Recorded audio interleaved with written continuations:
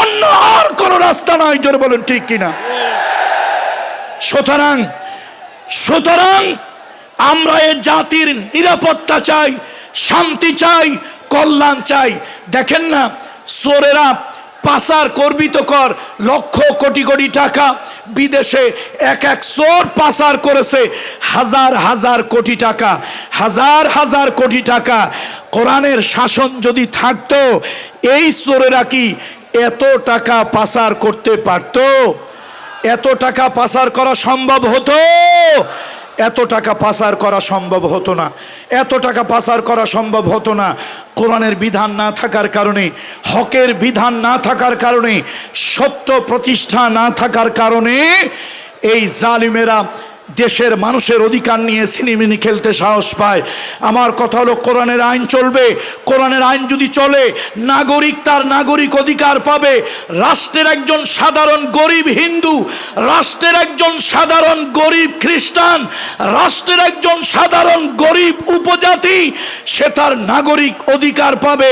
তার কারণ হলো, কোরআনের আইন যদি প্রতিষ্ঠা হয়, কোরআনের রাজ যদি প্রতিষ্ঠা হয়, কোরআন জানিয়েছে ওয়া আকসিতু ইন্নাল্লাহা ইউহিব্বুল মুকসিতিন, ওয়া আকসিতু ইন্নাল্লাহা ইউহিব্বুল মুকসিতিন। সুবিচার করো, সুবিচার করো, ন্যায় বিচার করো, ইনসাফ করো। আল্লাহ তাআলা সুবিচারকে, ন্যায় বিচারকে, ইনসাফকে পছন্দ করেন। আল্লাহ তাআলার সুবিচার, নাগরিক তার নাগরিক অধিকার পাবে না যখন তার দেশের ভিতরে সুবিচার না থাকবে। বন্ধুরা আমার, দলীয়করণ, আত্মীয়করণ ইসলামে নাই। মুহাম্মদুর রাসূলুল্লাহ সাল্লাল্লাহু আলাইহি সাল্লাম মদিনায় একটা রাষ্ট্র প্রতিষ্ঠা করলেন, রাষ্ট্র প্রতিষ্ঠা করলেন।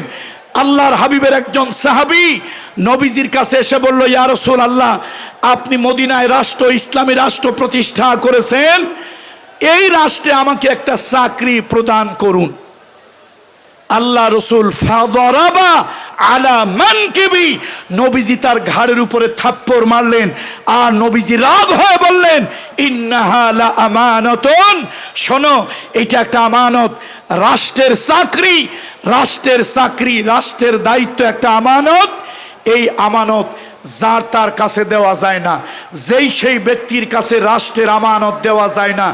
আজকে দুর্ভাগ্য, রাষ্ট্র যখন যারা চালান, তারা দলীয়করণ, আত্মীয়করণ, স্বজন প্রীতি এমন ভাবে করে যে রাষ্ট্রের বড় বড় গুরুত্বপূর্ণ পদের ভিতরে কিছু অযোগ্য, অথর্ব, অকর্মণ্য কিছু লোকজন রাষ্ট্রের উঁচু উঁচু পদে, তারা সব পদগুলি দখল করে নেয়। বন্ধুরা আমার, রাসূলুল্লাহ সাল্লাল্লাহু আলাইহি ওয়াসাল্লাম আল্লাহ নবীর কাছে, নবীজি যখন মদিনা ইসলামী স্টেট প্রতিষ্ঠা করলেন, একটা কল্যাণময় রাষ্ট্রের ভিত্তি যখন স্থাপন করলেন, তখন রাসূলুল্লাহর কাছে যেই সাহাবীরা চাকরি চেয়েছিল, আল্লাহ নবীর কাছে যারা চাকরি চেয়েছিল, রাসূলুল্লাহ তাদেরকে সবাইকে যোগ্য মনে করেন নাই, চাকরি দেন নাই। আল্লাহ নবী বলেছেন, শোনো, কিয়ামতের ময়দানে রাষ্ট্রের এই দায়িত্বটা যদি ঠিকভাবে আদায় করতে না পারো, আল্লাহর আদালতে খেয়ানতকারী হিসাবে, কিয়ামতে বিচার দিবসে খেয়ানতকারী হিসাবে উঠবে। আর রাষ্ট্রের গুরুত্বপূর্ণ দায়িত্ব পেয়ে যারা জনগণের দায়িত্ব ঠিকমতো আদায় করবে না, রাষ্ট্রের দায়িত্ব, ডিউটি ঠিকমতো পালন করবে না, এই লোকগুলোকে কিয়ামতের দিন গাদ্দার বলা হবে। লিকুল্লি গাদ্দারুন লিয়াউন, প্রত্যেক গাদ্দারের জন্য একটা পতাকা থাকবে। আর এই পতাকাগুলি, আমি বলি না, রহমতের নবী মুহাম্মদ রাসূলুল্লাহ বলেছেন, কিয়ামতের ময়দানে রাষ্ট্রের চাকরি করে জনগণের অধিকার যারা আদায় করবে না, বিশেষ দলীয় এজেন্ডা বাস্তবায়নের জন্য জনগণের উপরে নির্যাতনের স্টিম রুলার চালাবে, রাষ্ট্রের সম্পদ যারা তসরুপ করবে, রাষ্ট্রের সম্পদ যারা চুরি করবে, আমি বলি না, রহমতের নবীর হাদিস, কিয়ামতের দিনে এদেরকে গাদ্দার বলা হবে। কি বলা হবে বলেন? আওয়াজ দিয়ে বলেন, কি বলা হবে? গাদ্দার বলা হবে। বলেন, কি বলা হবে? গাদ্দার বলা হবে লিকুল্লি গাদ্দারিন লেওয়াউন, প্রত্যেক গাদ্দারের জন্য একটা পতাকা থাকবে। আর লোকেরা দাঁড়িয়ে দাঁড়িয়ে দূর থেকে বলবে হাযা গাদ্দারুন ফুলানুন, হাযা গাদ্দারুন ফুলানুন, এ হলো অমুক গাদ্দার, অমুক গাদ্দারের পতাকা। এই সব গাদ্দারগুলি, আপনি রাষ্ট্রের এমপি হন, রাষ্ট্রের মন্ত্রী হন, রাষ্ট্রের ডিসি হন, রাষ্ট্রের ওসি হন, রাষ্ট্রের এসপি হন, রাষ্ট্রের যে কোনো দায়িত্বে আপনি আসেন, সে দায়িত্ব আপনার উপরে আমানত, সে দায়িত্ব আপনার উপরে আমানত। আল্লাহ দয়া করে দিয়েছে জনগণের সেবা করার জন্য। আপনি যদি আদালতের বিচারক হন, আপনার বাহিরের চর্মচোখ অন্ধ থাকবে, আপনার অন্তরের চক্ষু প্রখর থাকবে। সে অন্তরের দৃষ্টি দিয়ে আপনি দেখবেন, অন্তরের দৃষ্টি দিয়ে দেখে আপনি বিচার করবেন। আপনি বাহ্যিক চোখ দিয়ে দেখবেন না, কে কালো কে ফর্সা এইটা দেখবেন না, কে আপন কে পর এইটা দেখবেন না। আপনি যখন রাষ্ট্রের বিচারক হবেন, আপনার চর্মচোখ অন্ধ থাকবে, অন্তর্দৃষ্টি প্রখর থাকবে, এবং সেই অন্তর্দৃষ্টি দিয়ে দেখে এরপরে আপনি বিচার ফয়সালা করবেন। সুতরাং আসুন, আমরা একটা কল্যাণময় রাষ্ট্র চাই, আমরা একটা কল্যাণময় রাষ্ট্র চাই। এই জেনারেশন নতুন যারা দেশ স্বাধীন করলো তাদেরকে কি বলা হয়? তাদেরকে কি বলা হয়? জেন জি নাকি জেনারেশন জি? এই জেন জি জেড, তাদেরকে আমি বলি, আপনারা তো দেশ স্বাধীনের জন্য 1000-এর উপরে নতুন প্রজন্ম আপনারা জীবন দিয়েছেন। 1 লক্ষ যারা চোখ হারিয়েছে, পা হারিয়েছে, আহত হয়েছে, মারাত্মকভাবে আহত হয়েছে, এই জনগোষ্ঠীকে আমি বলবো, জনতাকে বলবো, দুনিয়ার জন্য আপনারা রক্ত দিলেন, জীবন দিলেন। আসুন, সত্য প্রতিষ্ঠার জন্য, ন্যায় প্রতিষ্ঠার জন্য, ইনসাফ প্রতিষ্ঠার জন্য, হক প্রতিষ্ঠার জন্য, কল্যাণময় রাষ্ট্র গঠন করার জন্য, যেই রাষ্ট্রে গরিব আর ধনীর ব্যবধান থাকবে না, যেই রাষ্ট্রে হিন্দু বৌদ্ধ খ্রিস্টান মুসলমান কোনো ব্যক্তি নাগরিক হিসাবে তার ধর্মীয় বিবেচনায় সে বিবেচিত হবে না, সে মানুষ হিসাবে বিবেচিত হবে, নাগরিক হিসাবে বিবেচিত হবে, এমন একটা কল্যাণময় ইসলামী রাষ্ট্র করার জন্য আবার যদি আন্দোলন করা লাগে, আবার যদি লাঠি ধরা লাগে, আবার যদি মাঠে নামা লাগে, সত্যের জন্য, হকের জন্য, দিন বিজয়ের জন্য, ইসলামী খেলাফত, ইসলামী রাষ্ট্র প্রতিষ্ঠার জন্য, হিন্দু বৌদ্ধ খ্রিস্টান মুসলমান সকল নাগরিকের মানবিক নাগরিক অধিকার ফিরিয়ে দেওয়ার জন্য কারা কারা জিহাদে শরীক হতে রাজি আছি? হাত উঁচু করে রাখুন, হাত উঁচু করে রাখুন, সিংহের মতো গর্জে উঠুন, লিল্লাহে তাকবীর, লিল্লাহে তাকবীর। কোরআন সুন্নাহর আলো, কোরআন সুন্নাহর আলো, কোরআন সুন্নাহর আলো। হাত নামাই, আগামী দিন হবে, আগামী শতাব্দী হবে, আগামী দশক হবে ইসলামের, সেই প্রত্যাশায় আমরা প্রত্যেকেই দায়িত্বশীল ভূমিকা নিয়ে এই পেকুয়া থেকে আমরা বিদায় হব, পেকুয়া থেকে আমরা বিদায় হব প্রত্যেকের দায়িত্বশীল ভূমিকা নিয়ে। অর্থাৎ নিজ নিজ জায়গায় আমরা সন্ত্রাস করব না, কাউকে সন্ত্রাস করতে দেব না। আমরা মাদক গ্রহণ করব না, কাউকে মাদক গ্রহণ করতে দেব না। আমরা সাদাবাজি করব না, কাউকে সাদাবাজি করতে।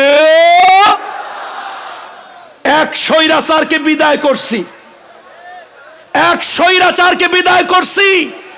এখন আবার 2-1 লোক দেশের প্রভু প্রভু ভাব দেখাইতেছে। 2-1 লোক বিভিন্ন এলাকায় প্রভু প্রভু ভাব দেখাইতেছে।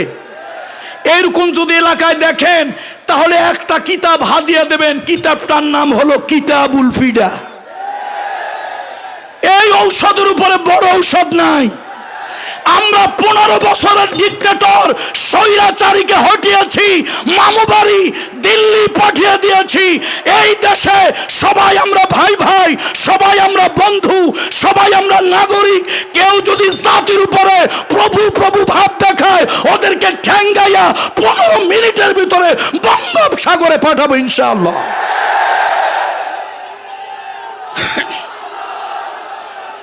দেশটা আমাদের সবার। বলেন দেশ কার? বলেন দেশ কার? দেশ আমাদের সবার। এখানে সবাই আমরা প্রজা, কেউ প্রভু নয়। এখানে সবাই আমরা প্রজা, কেউ কি নয়। এখানে কেউ প্রভু নয়, সবাই আমরা প্রজা। সুতরাং দয়া করে আজকের এই পেকুয়া মাহফিলে হাজার হাজার মিডিয়া হাজার হাজার লক্ষ জনতার কাছে মাধ্যমে গোটা জাতিকে মেসেজ পৌঁছাতে চাই। অনেক এলাকায় কিছু লোক এখনই ভাবখানা এরকম দেখান, খুব গরম চোখে তাকান, মোটা চোখে তাকান, ভাবখানা এরকম দেখান ওনার এলাকার জমিদার, আমরা এলাকার প্রজা, ওনারা হলেন প্রভু, আমরা হইলাম ভৃত্য। এই ভাব ছেড়ে দেন, ভাবের দিন আর নাই, ভাবের দিন আর নাই, ভাবের দিন শেষ। এখন সবাই আমরা দেশের নাগরিক, অল আর ইকুয়াল, অল আর ইকুয়াল, আমরা সবাই সমান। ভাবের দেশ নাই, ভাব এখন আর কেউকে দেখাতে দেব না, ভাব কেউ প্রতিষ্ঠা করতে চাকতে পারবে না। আসুন আমরা আল্লাহ তাআলার কাছে ইসলামের জন্য মাইকের যে অবস্থা, আমার তো কলজা ছিঁড়ে যাচ্ছে। আরে ভাই, মাইক বাড়া দিয়ে কাজ হবে না, সেটিং এর সমস্যা। আমি কলজা ফাটা চিৎকার দিলাম, বাকিরা তো চিৎকার দিতে পারবে না, আজহার হিসেবে ওয়াজ করতে পারবে না, কোনোভাবেই না। শাউটিং করা যাদের অভ্যাস নাই, তারা কিভাবে শাউটিং করে ওয়াজ করবে? বন্ধুরা আমার আসলে খুব কষ্ট হচ্ছে। যাক, আমি নিয়ামতুল্লাহ নিজামী, সে অনেক বড় একটা রিস্ক নিয়েছে। আলহামদুলিল্লাহ, পেকুয়া সমাজ উন্নয়ন পরিষদ এবং মরহুম মাওলানা শহীদুল্লাহ স্মৃতি সংসদ এদের যৌথ প্রচেষ্টায় নিয়ামতুল্লাহ নিজামী অনেক বড় একটা শেষ দুঃসাহস, সাহস না, এটাকে কি বলে? দুঃসাহস দেখিয়েছে। আল্লাহ তাআলা তাকে কবুল করুন, বলেন আল্লাহুম্মা আমিন। যে কোনো কাজ করতে গেলে তার মধ্যে কিছু সুবিধা অসুবিধা থাকে, আর টেকনোলজি যেখানে আছে অ্যাডভান্টেজ ডিসঅ্যাডভান্টেজ, টেকনোলজি যেখানে আছে সেই টেকনোলজির সুবিধা আছে, অসুবিধা আছে, উপকারিতা আছে, অপকারিতা আছে। সুতরাং এই প্রোগ্রাম, বিশাল প্রোগ্রাম সাজাতে গিয়ে হয়তো সাউন্ড সিস্টেমটা যেইভাবে হওয়ার কথা ছিল, মুফতি কাজী ইব্রাহিম সাহেব, আমি যতটুকু জানি উনি শান্তভাবে কথা বলতে পারেননি। তারপরে আমাদের শায়েখ জসিমউদ্দিন রহমানী সাহেব, তিনিও খুব শান্তিতে কথা বলতে পারেনি। আব্দুল হাই সাইফুল্লাহ সাহেবের কাছে আমি জিজ্ঞেস করি নাই কেমন কথা বলেছেন, আমি নিজে বুঝতেছি আমার কলজার অর্ধেক ছিঁড়ে গেছে। আসলে বক্তা তো এরকম চিল্লাইয়া শাউটিং করে, ওই যে বলছিলাম চিল্লাইয়া কি পাওয়া যায় না, চিল্লাইয়া তো মার্কেট পাওয়া যায় না।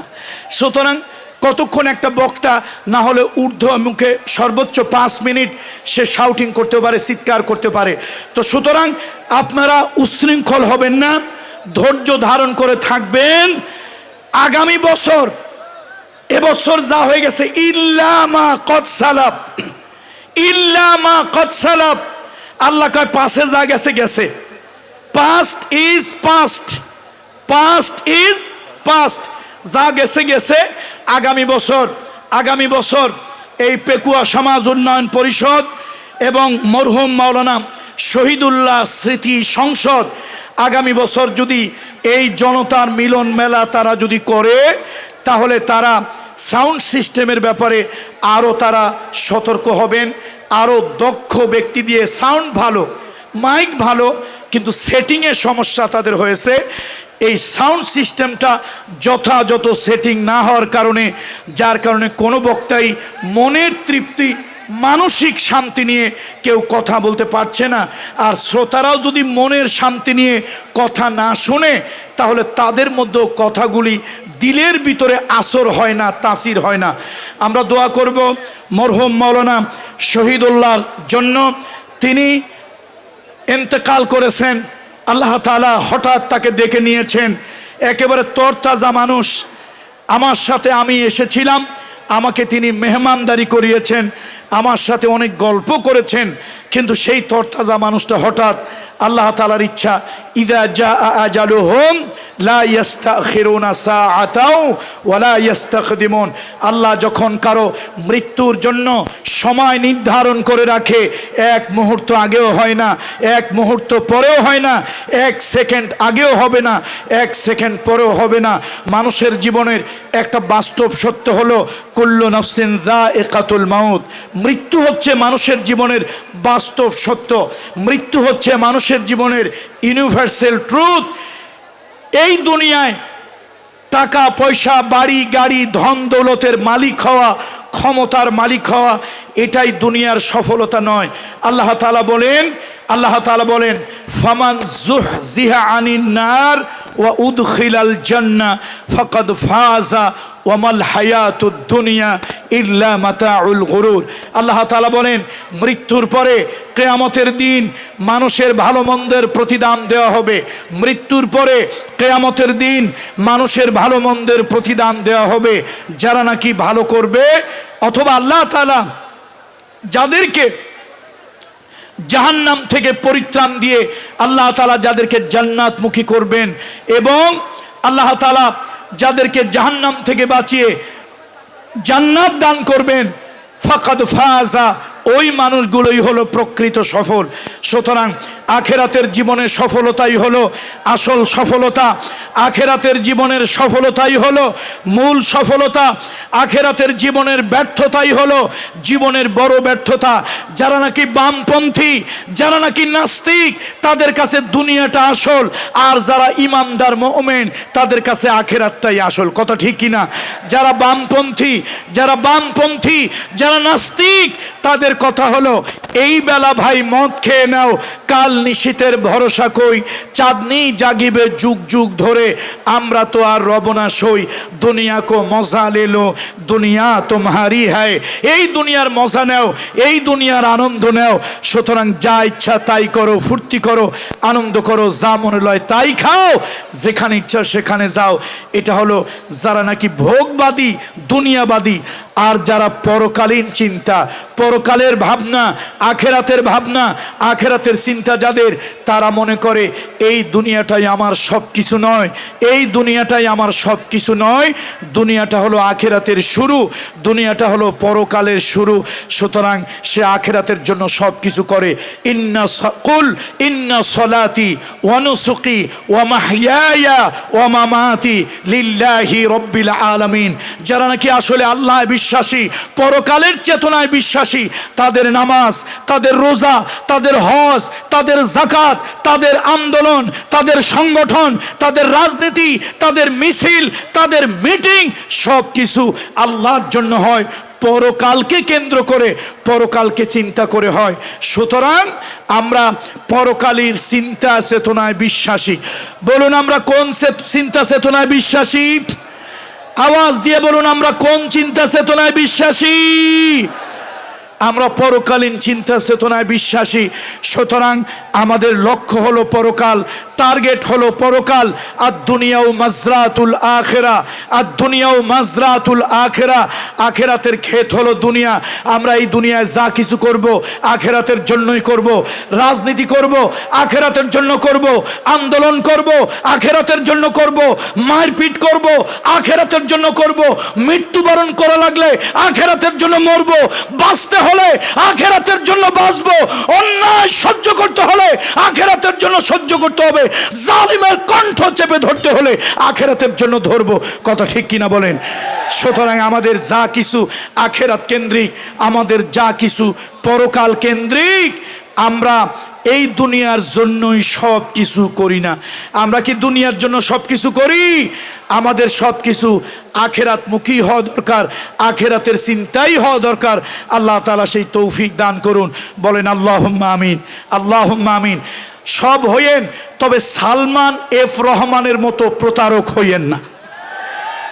দেখছেন বেটার মুখে কি সুন্দর দাড়ি, মানুষ 1 নম্বর 2 নম্বর 6 নম্বর যাই হোক, রাসূলুল্লাহ